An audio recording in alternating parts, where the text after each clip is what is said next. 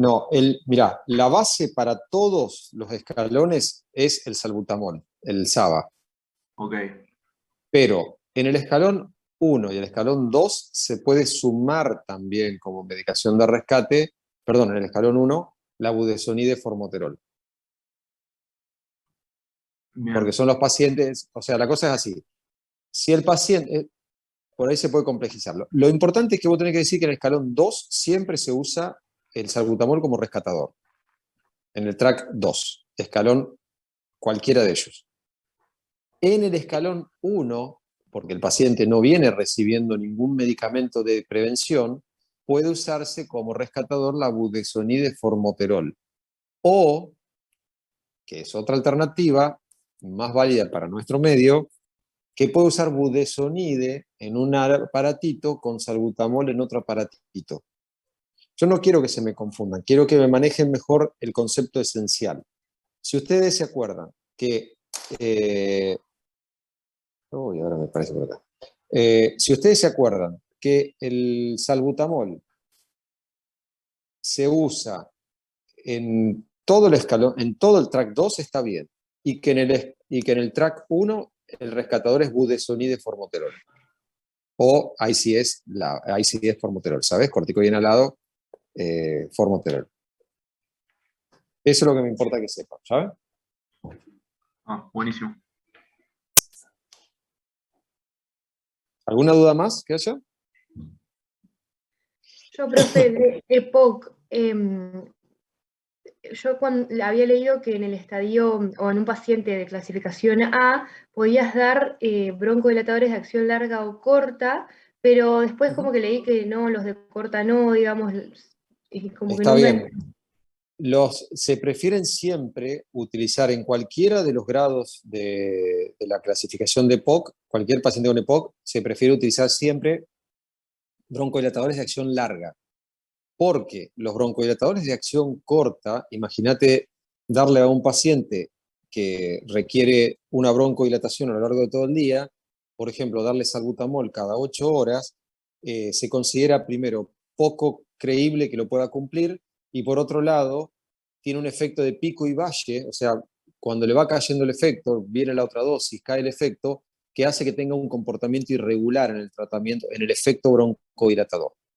Por eso es que siempre se prefiere, si uno tiene la opción, utilizar broncodilatadores de acción prolongada, como por ejemplo el tiotropio o como puede llegar a ser el indacaterol, que son los que tenemos por separado, que son LABA en nuestro medio.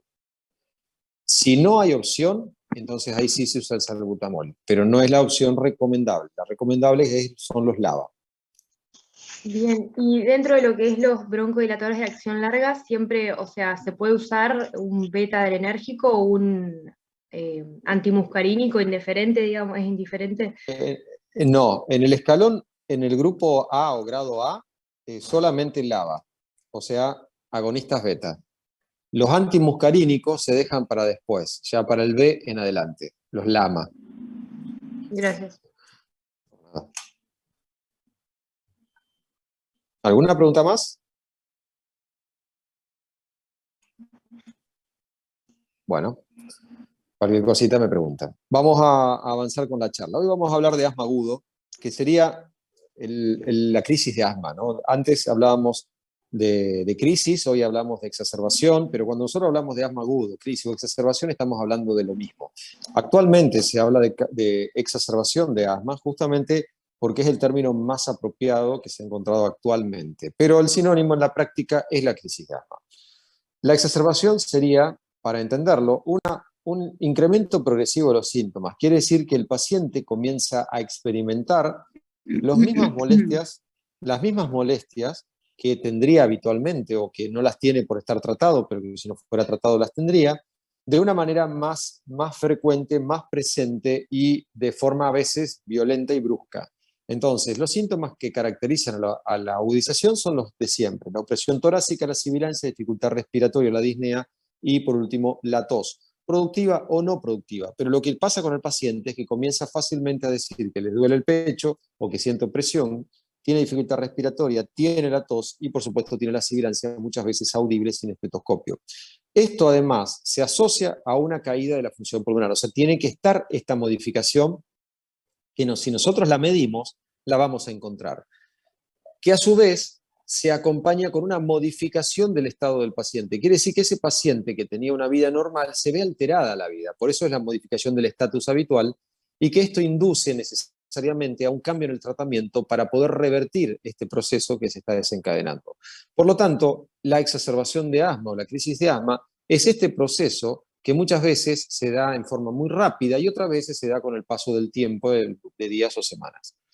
El mecanismo de producción de la exacerbación tiende a ser, por supuesto, lo que nosotros vemos en el examen físico y en la interpretación del cuadro, es el broncoespasmo, o sea, el cierre del calibre de la vía aérea generado por un proceso inflamatorio. Como vamos a ver más adelante, puede ser que en algunos casos el broncoespasmo no sea de base inflamatoria, pero en la mayoría de los casos siempre está acompañado, producido por un mecanismo de expresión aumentada de la inflamación que normalmente tiene ese bronquio. Por lo tanto, cuando hablamos de exacerbación de asma, en la mayoría de los casos estamos hablando de un aumento, un incremento o pérdida del control, que hace que de esa manera se exprese más la inflamación a nivel bronquial. Factores desencadenantes de la crisis tenemos las infecciones virales, exposición a alergenos, aeroalergenos, por supuesto, alimentos, en el caso de la alergia alimentaria, también, como hablábamos en la clase pasada, la polución ambiental. El ejemplo claro son las quemas de los pastizales o inclusive contaminación en otros lugares, los cambios de clima, como lo que hablábamos la clase pasada, pero la pobre adherencia a los tratamientos y la infección viral son las que se llevan la mayoría de las causas de exacerbación de asma. En este momento lo que más estamos viendo son exacerbaciones virales o posvirales, o sea, después del cuadro agudo. Por eso es que en esta época de infecciones virales frecuentes, lo más común es que el paciente vaya a la consulta porque está cursando una exacerbación que a la vez le genera un broncoespasmo aumentado, o bien porque después de una infección respiratoria quedó descontrolado de su asma cursando una exacerbación. La intensidad de la crisis se relaciona directamente con la intensidad de la inflamación que subyace en ese bronquio. Podemos dividir en dos grandes grupos a las exacerbaciones, donde el primer grupo son aquellas que se instauran de forma progresiva y lenta y aquellas que se instauran de forma violenta, de forma brusca. La gran diferencia está no solamente en el tiempo de evolución, sino en las causas y en la respuesta al tratamiento. Por eso es que las crisis o la exacerbación de instauración lenta normalmente tienen que ver con problemas, por así decirlo, predecibles. El paciente no viene cumpliendo bien con la medicación, o el paciente dejó de usarla, o tiene una infección respiratoria o un mecanismo de una comorbilidad que influye directamente en el asma, hasta inclusive en pacientes con reflujo gastroesofágico. Y el mecanismo es puramente inflamatorio. Lo que lento se produce, lento se resuelve. Por eso es que cuando la persona comienza con una exacerbación que va llevando días, hasta que después cae a las 5 de la mañana la guardia, eso tiene que ver con un proceso que se desarrolla de forma paulatina y que para resolverlo requerirá también nuestro trabajo, y la respuesta va a ser progresiva, pero paulatina también. Las crisis o la exacerbación e instauración rápida son aquellas que se desarrollan de forma mucho más violenta, más presente, y que los desencadenantes habituales son fármacos, alimentos, ejercicios, emociones, donde el mecanismo de producción es la broncoconstricción, o sea, el broncoespasmo, inducido por mecanismos generalmente irritativos, pero no inflamatorios, o bien hasta por respuesta neurológica. Eso lleva a un cierre violento con una apertura y una respuesta bastante rápida también. Por eso es que hay que considerar cuál fue el mecanismo ofensor que generó esta exacerbación o este broncoespasmo para contrarrestar su efecto, y también considerarlo porque no vaya a ser que tenga un efecto de rebote con una caída posterior en una reacción tardía dentro del mismo día. Por ejemplo, los alergenos inhalados, si una persona estaba bien, abre el placar después del invierno, donde quiere guardar la ropa de invierno y sacar la ropa de verano, y básicamente se expone a una importante dosis inhalatoria de ácaros, esa persona puede generar una crisis. Esa crisis va a ser de instauración rápida, va a mejorar rápidamente cuando llegue la guardia, pero como es una reacción IgE mediada, si ese paciente es alérgico a los ácaros, va a tener una fase tardía de inflamación que va a aparecer 12 horas después, y ese paciente va a desmejorar 12 horas después. Por eso es que es importante ver cuál es el mecanismo ofensor para saber y asegurar que esa persona no vuelva a recaer después, por más que haya tenido una reacción, una respuesta de rápida respuesta terapéutica. Las internaciones, este es un gráfico lo que marca cómo es la distribución de las exacerbaciones y la internación generada por exacerbaciones en Estados Unidos. Lo que se ve en este cuadro, en estas gráficas, fundamentalmente de arriba, es que vemos que tiene una distribución bimodal en primer lugar, es decir, que tiene un aumento de la frecuencia de internaciones a nivel de las pequeñas, de las menores edades de la vida, y que luego vamos a tener un periodo entre los 40 y los 70 años aproximadamente, donde se da la otra curva de incremento ya de una forma más amesetada. Pero es más común que los chicos se internen, los jóvenes se internen, y luego disminuye y se da a edades más bien de la mitad en adelante de la vida. Las internaciones tienen una distribución bimodal también, pero fíjense que invertida, donde la mayoría de las internaciones por asma, en asma grave, perdón, me olvidé de aclarar, en asma grave, es más hacia la edad media de la vida que en las personas más jóvenes. Y si vamos a la mortalidad y la distribución por los sexos, verán que en términos generales, en las edades más precoces de la vida, la mortalidad es mayor en los hombres, y luego va bajando esa mortalidad para incrementarse en las mujeres. Algo similar ocurre con la distribución del asma en los grupos de edades, con la distribución del asma en general, donde es más común en los varones en las edades más jóvenes, luego baja la prevalencia para incrementar en las mujeres, generalmente después de la etapa, menopáusica. Esto tiene que ver también con la mortalidad y con la falla respiratoria, la distribución por los años. Ven cómo va incrementándose la muerte de los pacientes a medida que van transitando los años, con una progresión bastante exponencial a medida que van pasando las décadas en relación al riesgo de muerte y en esto el riesgo de falla respiratoria. ¿Cuáles son las causas que generan en general el riesgo de exacerbaciones? Estos son los factores que siempre tenemos que considerar. El primer factor que tenemos que tener en cuenta que puede desencadenar una crisis de asma es tener el asma mal controlado. Esto es parece algo simple y claro, pero no siempre se entiende así. Una persona que no tiene su asma en las semanas anteriores empezó a tener síntomas nocturnos, empezó a usar más el salbutamol porque tenía dificultad respiratoria, o tenía molestia, o tenía tos, empezó a tener mayor utilización de recursos para mejoría rápida, ese paciente tiene un asma no controlada. Esa es la principal causa que después haga que caiga en una exacerbación. Y dentro de los factores modificables también, que así se llaman hoy, tenemos la utilización o la no utilización adecuada de los medicamentos, otras condiciones médicas como comorbilidades, como decíamos, reflujo gastroesofágico, apneas del sueño, insuficiencia cardíaca, etc. La exposición ambiental, ya sea intra o extradomiciliaria, el contexto psicosocial del paciente, la función pulmonar. Cuanto más baja tiene la función pulmonar una persona, como hablábamos el otro día, más riesgo tiene de tener problemas. Y por supuesto, si a esto se le suma la posibilidad de demostrar que hay una inflamación de tipo 2 a nivel bronquial, que lo podemos ver con la eosinofilia celular o con el feno si tuviéramos las posibilidades. Si la persona tiene inflamación de asma con inflamación de tipo 2, que como decíamos en la clase anterior son la mayoría, ese es un factor de riesgo que debería controlarse, si pudiéramos hacerlo. Y factores independientes que tenemos que tener en cuenta porque también tiene que ver con el riesgo de muerte en estos pacientes, es el antecedente previo de internación en terapia intensiva alguna vez en su vida, o peor aún, del uso de mecánica respiratoria, de asistencia mecánica respiratoria para tratar una exacerbación de asma. Esas dos condiciones ya son de muchísimo peso. Y también el hecho de haber tenido exacerbaciones previamente en los meses anteriores.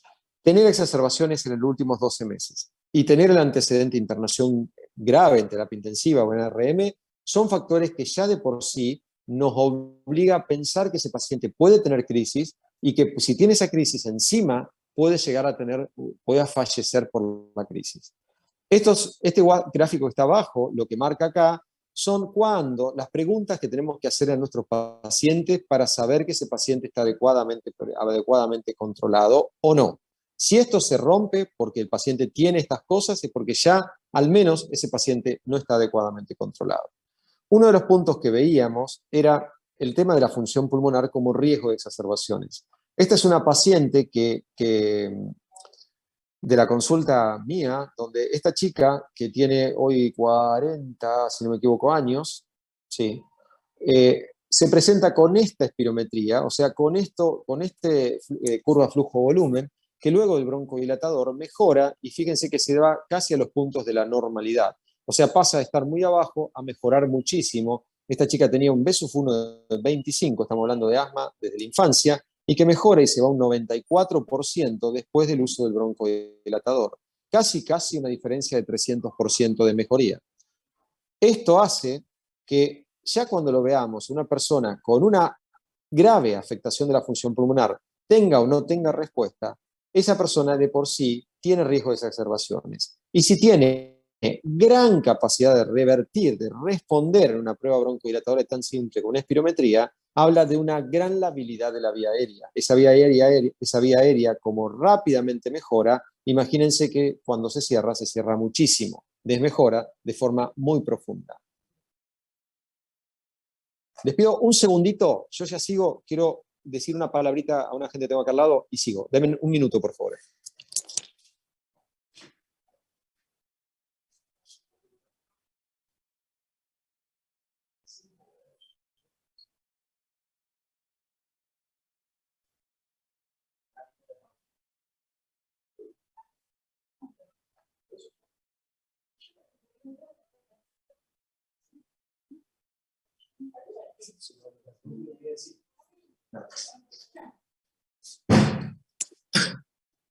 Hola, acá estamos. Perdón, pero uno tiene que organizar la familia a veces. Esta hora se me complicó. Bueno, una de las cosas que tenemos que tener siempre en cuenta cuando atendemos a una persona que nos vino a despertar en la madrugada por una exacerbación de asma es preguntarle si tiene tratamiento de base, si está usando el tratamiento de base. Y por supuesto, si está usando el tratamiento de base, cómo está usando ese tratamiento. Porque puede tener muy lindo la medicación muy prolija en su casa y no usarla, que es muy común. En este caso, de este video de Dr. House, que no está reproducido, está en la foto, si no lo vieron les cuento, en esta serie el médico lo que le pregunta a la paciente con asma grave, que le muestre cómo usa el inhalador. Y la paciente le dice, pero usted cree que soy estúpida, digamos, como tomándolo como que está preguntando una estupidez. Cuando va a usar el inhalador, lo usa en el cuello. Y eso es una gran verdad, es una realidad que vemos en la práctica. Uno de los puntos que tenemos que analizar antes de pensar que el paciente está maltratado en su asma o no responde a sus tratamientos es evaluar el uso de la medicación. Los inhaladores no son fáciles de usar. La gente, si no tiene una educación adecuada y un control adecuado del uso, puede usarlo de las formas más insólitas que ustedes se puedan imaginar. Esta paciente, aplicándoselo en el cuello, les puedo asegurar que no es un ejemplo muy lejano de la realidad. Hemos encontrado de todo. Inclusive en un estudio hecho por el doctor Gené en el Hospital de Clínica de Buenos Aires, hay un 3% de los pacientes que nunca le sacó la tapa al aerosol para usarlo, por ejemplo. Entonces, esas son cosas que se ven en la práctica diaria y que aunque parezca ridículo, aún con pacientes con años de evolución de la enfermedad, tenemos que chequearlo. Y si el paciente viene en una exacerbación, por lo menos preguntar si tiene, si usa y cómo usa esa medicación. ¿Cómo manejamos la crisis de asma? En primer lugar, tenemos que considerar cuáles son los pacientes que tienen riesgo de poner, o sea, aquellos pacientes que pueden poner en riesgo su vida por esa exacerbación o en el futuro tenerlo. Por lo tanto, si el paciente tiene asma severo, o sea, aquel paciente que está recibiendo un tratamiento por escalón 5 de China, o que ha tenido en su haber crisis con riesgo de vida, son los pacientes que siempre tenemos que considerar que no hagan crisis, porque si hacen crisis pueden morirse por la crisis.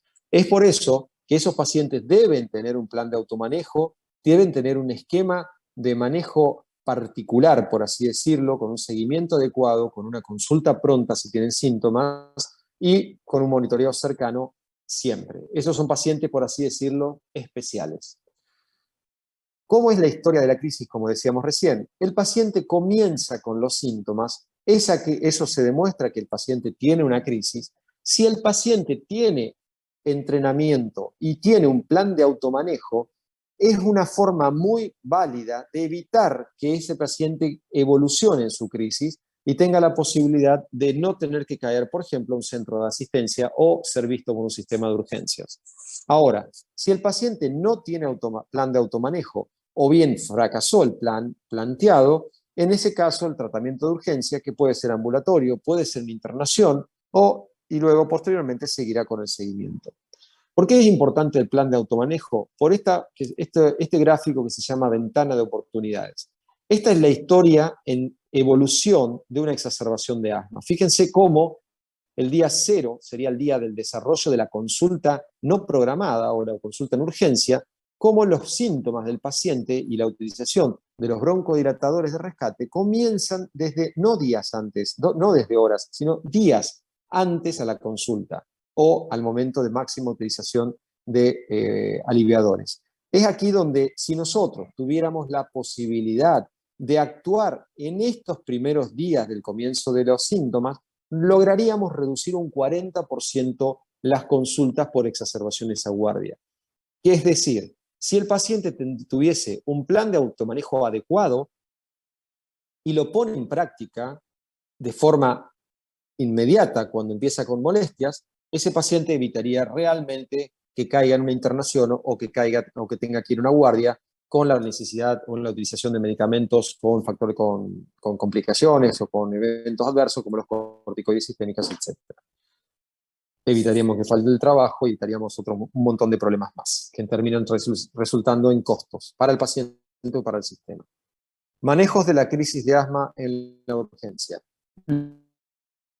Primeros puntos que tenemos que considerar es en reconocer riesgos. ¿Qué paciente tenemos adelante? ¿Cuáles son sus antecedentes, comorbilidades? Con la intención de esa forma de poder saber ante qué nos paramos. Después evaluamos la severidad de lo que tenemos delante, de la crisis, a partir del examen físico y de la función pulmonar, si es posible. Inmediatamente iniciamos un tratamiento donde la base del tratamiento en la exacerbación es la broncodilatación, o sea, revertir los síntomas, revertir la disnea, corregir la hipoxemia y evitar la internación. Esos serían un poco los conceptos que tenemos que tener. ¿En relación a qué? En relación a lo que ese paciente viene trayendo como historia o como cuadro agudo. Y por último, es para que quede claro que por más que lo tratemos y lo resolvamos, ese paciente tiene que volver a consulta para seguir de esa forma el control evolutivo de su enfermedad. O sea, que no termina ahí, porque si no hacemos algo adecuado, ese paciente recae en poco tiempo.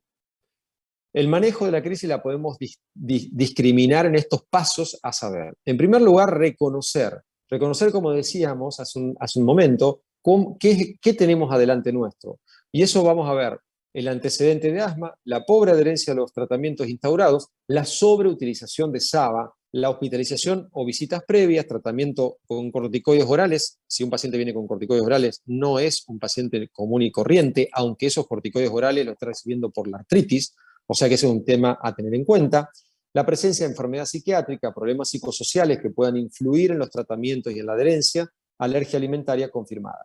Pero el punto más importante acá que les remarco es la sobreutilización de broncodilatadores de acción corta de tipo agonistas beta, como el salbutamol. Es importante saber que si un paciente utiliza 3 dispositivos de salbutamol al año, tiene riesgo de exacerbaciones. Y si el paciente utiliza 12 dispositivos de salbutamol al año, o sea, 12 aerosoles, ese paciente tiene riesgo de muerte por exacerbación. Eso es un dato que es fácil de calcular, preguntar cada cuánto compra o cada cuánto usa o pide o le prestan un nuevo dispositivo de salbutamol. Eso es para que lo tengamos en cuenta. Si un paciente utiliza 3 canisters de salbutamol al año, ese paciente está subtratado para la gravedad de la enfermedad que tiene. Por lo tanto, tiene riesgo de exacerbaciones. Cuando lo vemos al paciente, entonces, vamos a hacer 2 grandes pasos. Uno es una valoración inicial, que quiere decir cómo está ese paciente, qué rasgos tiene, qué características tiene, evaluamos la obstrucción, y luego una evaluación a lo largo del tiempo, cómo va evolucionando a nuestros tratamientos y cómo va evolucionando y cuál es la necesidad que puede llegar a tener ese paciente de ahí en adelante. Esa sería la evaluación dinámica del cuadro. ¿Y qué evaluamos? Una cosa a tener en cuenta siempre es que los síntomas no necesariamente reflejan la realidad de la severidad de la exacerbación. Quiere decir que un paciente puede decir que no le pasa nada y estar muy mal, o que está bien y en realidad estar mal, o que está muy mal y en realidad no está tan mal. Si nosotros podemos y tenemos la posibilidad, lo ideal sería objetivar la obstrucción al flujo aéreo. Es decir, medir el soplido del paciente en una espirometría o en un pico flujo para determinar la obstrucción y cotejar lo que vemos en la función pulmonar con lo que el paciente siente o con lo que el paciente nos demuestra en el examen físico. Entonces, siempre correlacionar y considerar que los síntomas no reflejan bien, inclusive que el estetoscopio nuestro, o sea, lo que nosotros vemos en el paciente, no siempre refleja bien el grado de obstrucción y el grado de severidad de la crisis de ese paciente. Dentro del examen físico, con la idea de categorizar la crisis de asma, podemos hablar de crisis leve, moderada, severa o paro respiratorio inminente cuando encontramos que el paciente tiene alguna de estas características que están acá.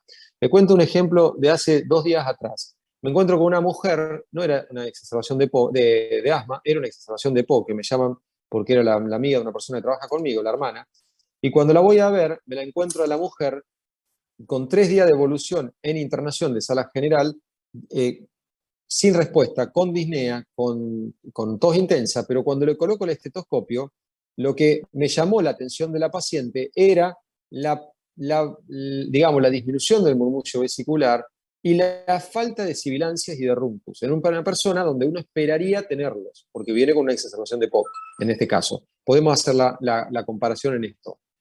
Lo que me llamó la atención fue justamente la falta o la disminución significativa de ruidos respiratorios.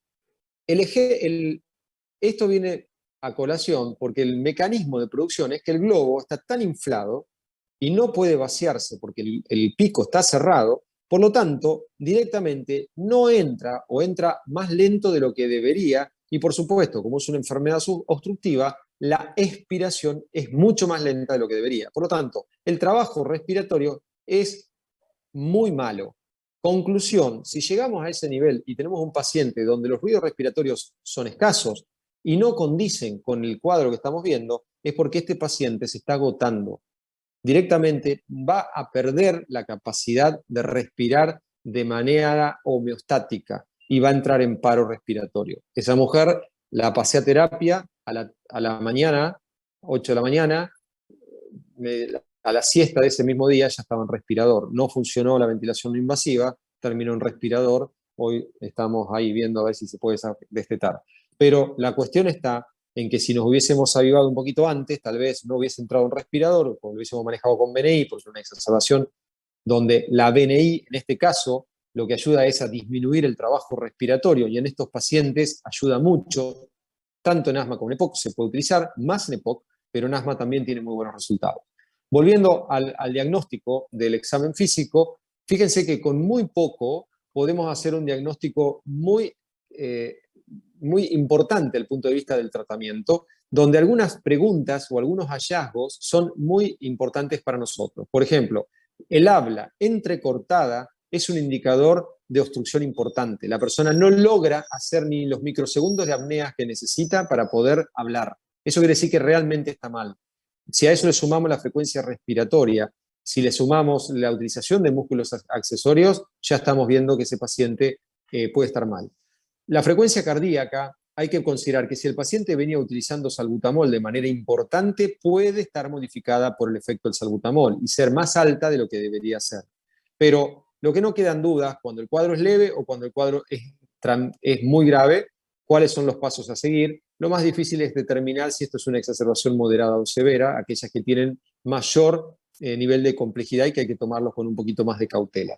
Pero siempre considerar que si el paciente que está bajo nuestro tratamiento altera el sensorio o tiene algún dato desde el punto de vista semiológico extremo, ya sea para bradicardia o por una taquicardia muy alta, muy grande, si tiene una frecuencia respiratoria muy importante o si hay desacople respiratorio con respiración paradojal, ese es un paciente que puede ir mal muy rápidamente. Por eso es de terapia intensiva. No necesitamos nada para pasarlo en ese caso. Y si tuviéramos la posibilidad de medir con pico flujo o con un estado ácido-base, lo que vamos a encontrar ahí es que el grado de afectación se condice con el grado de obstrucción en la BSUF1 o en el pico flujo, y que las alteraciones del estado ácido-base dependerán del grado de compromiso. Como en el asma, y esto traten de acordarse, en el asma es infrecuente en las crisis que se que se produzca hipoxemia, porque el mecanismo compensador del asma, que es la taquipnea, generalmente compensa esa posibilidad de generar hipoxemia, o sea, mantiene bastante bien el oxígeno en sangre a partir del aumento de la frecuencia respiratoria. Cuando empieza a demostrar hipoxemia es porque el cuadro se está poniendo de un color más oscuro. Quiere decir, está empeorando de manera significativa. Por eso es que la gran mayoría de las exacerbaciones, aún en cuadros severos, manejan hipoxemias normales. Y como dato importante, como esto se hace a expensas del aumento de la frecuencia respiratoria, se acompaña en la mayoría de los casos con bajos valores de PCO2, justamente por la hipercapnia. Entonces, lo normal, a diferencia de EPOC, es que este paciente mantenga la normoxemia con hipocapnia. Eso es lo habitual. Cuando esto ya no se da y empieza a aparecer hipoxemia o empieza a aparecer hipercapnia, es porque ahí nos estamos poniendo en un lugar de mucho, mucho riesgo. Tratar, que tal vez es lo que más nos interesa a nosotros, tratar. El tratamiento como decíamos al principio, el tratamiento de la crisis se basa en resolver primero la disnea y los síntomas de obstrucción y la obstrucción en sí misma y revertir la hipoxemia. Entonces, lo primero que tenemos que hacer es broncodilatar. De acuerdo a la gravedad que nosotros ya determinamos anteriormente, vamos a colocar los broncodilatadores. Puede ser que le demos broncodilatadores solos o combinados entre dos categorías. Puede ser SABA más un SAMA, o sea, un broncodilatador como el ipratropio, salbutamol ipratropio, en las dosis que aquí figuran. Fíjense que acá lo que hablamos es que siempre vamos a utilizar dosis de, por ejemplo, disparos PAF de salbutamol, que dependerá del paciente, pero puede ir entre 2 disparos a 10 disparos cada 20 minutos en una hora. Esa es la salva, lo que ustedes van a haber escuchado alguna vez como salvas de salbutamol. La salva de salbutamol apunta a eso, a broncodilatar de forma violenta y rápida, con dosis altas de broncodilatadores. Por lo tanto, va a ser normal que el paciente tenga taquicardia, que tenga temblores, que tenga cefalea, que son efectos adversos. Pero acá nosotros usamos la dosis de acuerdo a la necesidad de salvar, a la necesidad de revertir. En este caso, lo habitual que yo le puse acá son los valores que usamos comúnmente. 4 disparos o 2 disparos de salbutamol o 2 de salbutamol más 2 de ipratropio y así sucesivamente. Pero esto se acompaña con el tratamiento de salva, como decíamos, 2, 4 disparos, que es lo habitual, cada 20 minutos en una hora, o sea, 3 veces, seguidos luego, ya pasado este momento inicial, con un mantenimiento también de broncodilatadores como el salbutamol, que puede ser de cada 4 horas, cada 6 horas, cada 8 horas o continuo, porque si es una exacerbación grave, es probable que la broncodilatación en nebulización o en disparos sea continua. El oxígeno se dará si hay hipoxemia, si no, no se da, y los corticoides en general se dan siempre o casi siempre. Podemos decir casi siempre cuando es un cuadro muy leve y podemos usar corticoides inhalados a altas dosis para no dar corticoides sistémicos. Por ejemplo, pacientes diabéticos, insulinodependientes o con inestabilidad en su diabetes, es conveniente darle corticoides inhalados. O sea, si el paciente venía usando budesonide, voy a subir la dosis de budesonide para tratar de ponerlo en efecto antiinflamatorio, aunque sea más lento la respuesta. Pero si tengo la posibilidad, usaré corticoides sistémicos. Si es un cuadro leve, puedo usar una dosis de meprednisona o de prednisona 40 única vez. Si es un cuadro moderado, lo haré por vía oral o por vía endovenosa, depende de la necesidad que tenga, de prednisona también o meprednisona. Pero si el paciente se interna, ahí en general paso a la vía venosa y uso la hidrocortisona, con la intención de revertir el proceso inflamatorio. Puede ser que luego, si la evolución es buena, deje la hidrocortisona endovenosa y pase a la prednisona vía oral, pero lo que quiero decir es que siempre en una exacerbación tiene que haber 2 cosas: el broncodilatador y el corticoide, porque, vuelvo a repetir, en la mayoría de los casos el mecanismo de producción de la exacerbación es inflamación. Si no lo desinflamamos, no va a mejorar, o va a mejorar transitoriamente, pero nunca completamente. Por eso es el sentido del uso de corticoides, le diría siempre, en el caso de pacientes con una exacerbación de asma. Otra salvedad hay que hacer con respecto a los otros agregados de fármaco, como puede llegar a ser el sulfato de magnesio, que se usan en fundamentalmente pacientes con gran obstrucción en la espirometría y que tienen una hipoxemia severa. Ahí es donde se indica el sulfato de magnesio, 2 gramos en 20 minutos, única dosis. Puede repetirse una más adelante, pero en general se usa en una sola dosis. Tratar de que la utilización de los tratamientos siempre sean de forma segura al momento de inhalarlo. Si tengo una exacerbación de asma, es muy difícil que el paciente use bien el inhalador si lo usa directamente a la boca. Por eso es preferible que siempre lo use con aerocámaras, cualquiera, pero que lo use con aerocámaras. Y si tenemos la posibilidad, el paciente tiene nebulizador en su casa y se va a manejar en su domicilio, bueno, podemos utilizar las nebulizaciones en lugar de las aerocámaras con MDI, con dispositivos de dosis medida, que son los aerosoles.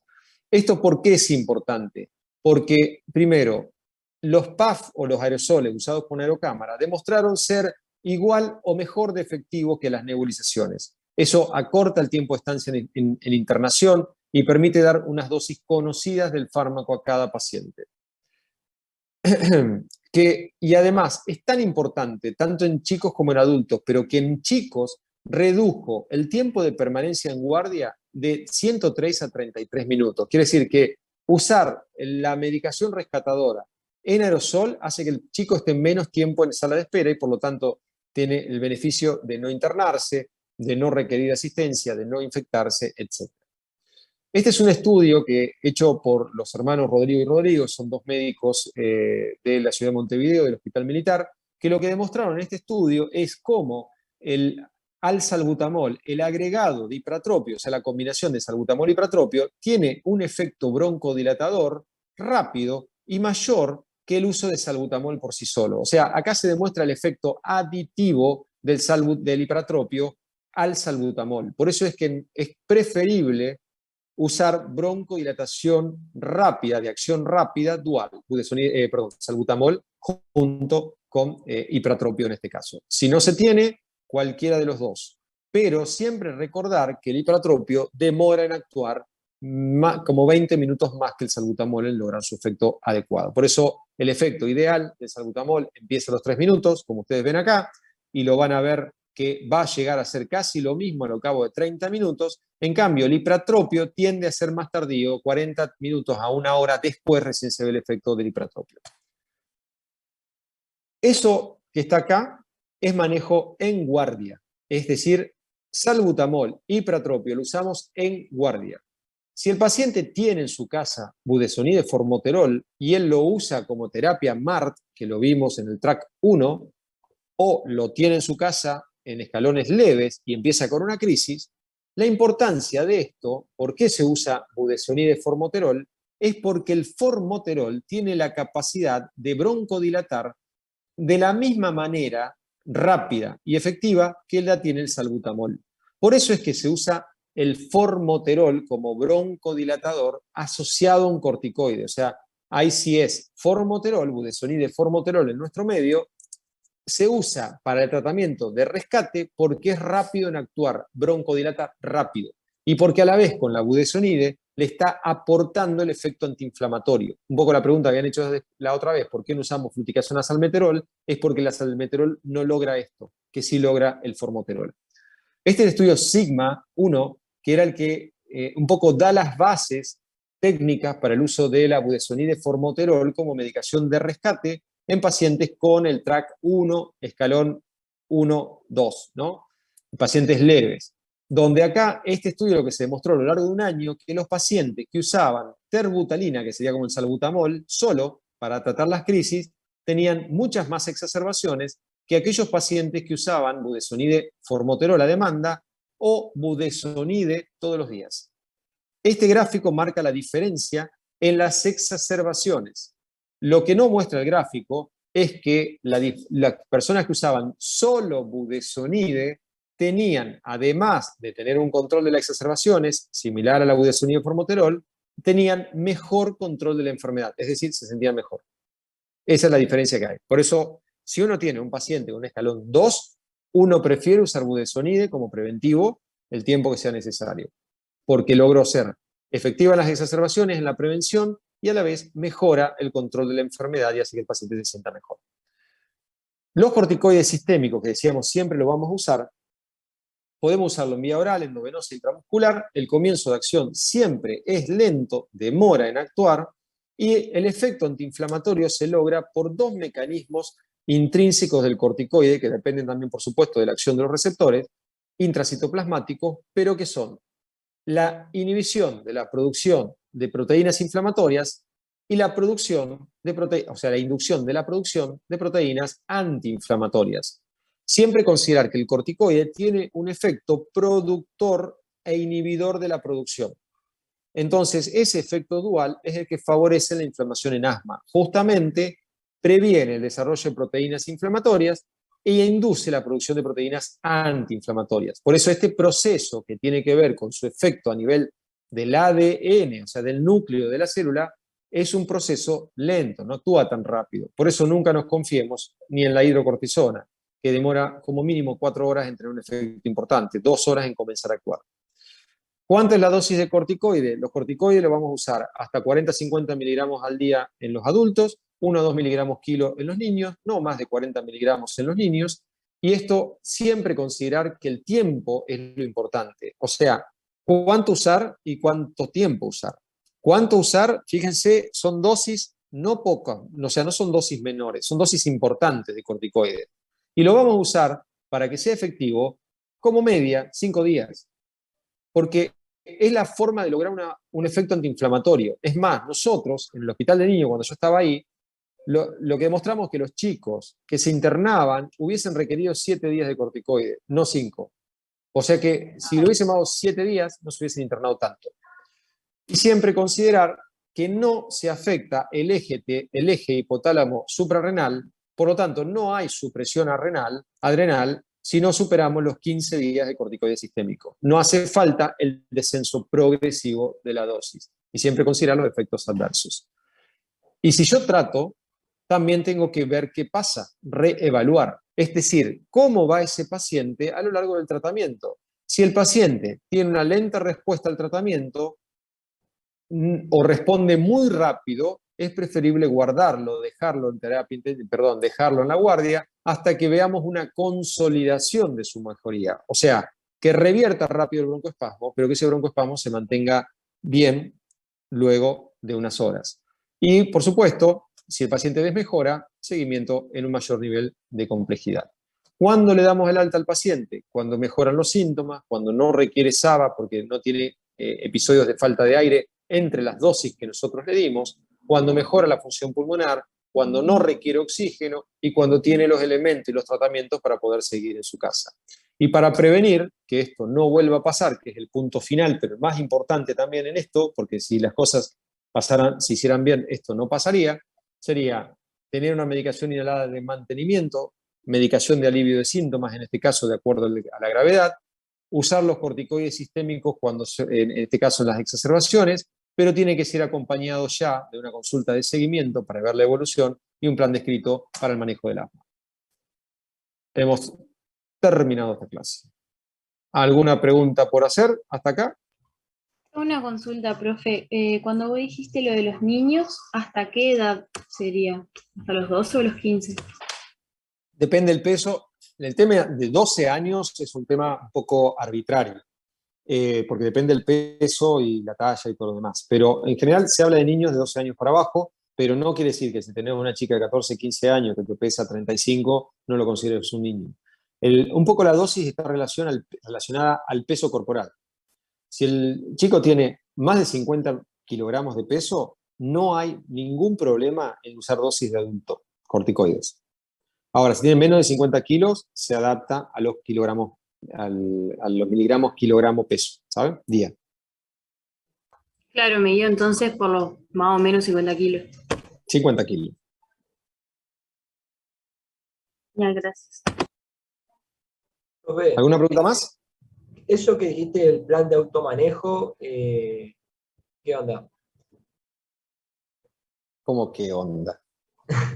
Porque, o sea, yo pensé que iba a decir que que a los pacientes le hagas tipo algún tipo de tratamiento o algo así para que no acudan. La verdad no sé bien a qué hacías referencia. Ajá. Me gusta que me mejores la pregunta, porque estamos hablando entre médicos, ¿no? Entonces tenemos que mejorar la pregunta, porque Sí, sí. la cancha de fútbol la dejamos para después, o el boliche. Está bien, Vamos a está bien. hablar como corresponde. Entonces, lo que estás preguntando vos es qué corresponde, qué sería el plan de automanejo. El plan de automanejo, básicamente, y está bien la pregunta, el plan de automanejo sería darle por escrito un plan básico, muy básico, para que el paciente sepa manejarse ante la aparición nuevamente de síntomas. Es decir, cuando ustedes le van a prescribir a un paciente una medicación, le van a decir, tomate, qué sé yo, un amoxiclavulámico cada 12 horas, vía oral, fuera de las comidas durante 7 días. Ese es un plan de manejo. Ahora, un plan de automanejo sería indicarle, si usted empieza el mes que viene, la semana que viene, cuando ya no nos vemos, cuando ya pasó toda esta etapa, empieza con tos, dificultad respiratoria y tiene un pico flujo y mide que cayó un 80% de su valor habitual, tiene que hacer salbutamol 2 PAF cada 6 horas o tiene que hacer budesonide formoterol 2 disparos cada 8 horas, etc. De acuerdo a cada paciente, se le arma un pequeño menú, por así decirlo, de tratamientos que tiene que hacer cuando empieza la crisis. Y le pones básico. Si tiene tos y expectoración o tos y dificultad respiratoria, haga esto. Salbutamol cada 4, cada 6, cada 8 horas, punto. Si desmejora o su pico flujo está en un 60%, haga esto más tómese una dosis de prednisona 20 cada 12 horas, 20 miligramos cada 12 horas durante 3, 4, 5 días. Ahora, si su pico flujo está por debajo de 60 y usted tiene mucha dificultad respiratoria al punto tal que se le marcan los músculos de las costillas, se le marcan las costillas, salga corriendo a la guardia, no demore. Ese es un plan de automanejo. Que vienen impresos, ya tenemos algunos lindos, pero el escribírselo en un papel, aunque sea un papel común, pero que sepa qué hacer el paciente. Ese es el plan de automanejo. Cuando hablábamos de la curva, esto de lo que sería la ventana de oportunidades, si el paciente sabe qué hacer cuando empieza a ponerse mal, de forma ordenada, evita problemas. Si el paciente, cuando vos le decís, si te falta el aire, usás salbutamol, no lo va a entender.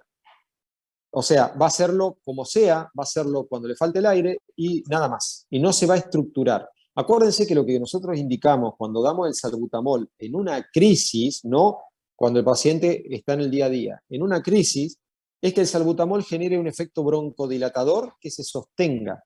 Parecido a lo que hablábamos hoy con la pregunta que hizo la compañera sobre POC y el uso del salbutamol, los ABA. Es decir, tratamos de buscar un efecto broncodilatador sostenido a lo largo de los días que lo necesite ese paciente. Si el paciente lo usa de forma anárquica, no logra un efecto sostenido y solo trata de aliviarse sus síntomas. ¿Me explico? Sí. Sí, sí. Bien. ¿Alguna pregunta más? Gracias. Nada. ¿Qué cantidad de Sí. pacientes manejan en su domicilio, digamos, ese tratamiento? Muy pocos. El plan de automanejo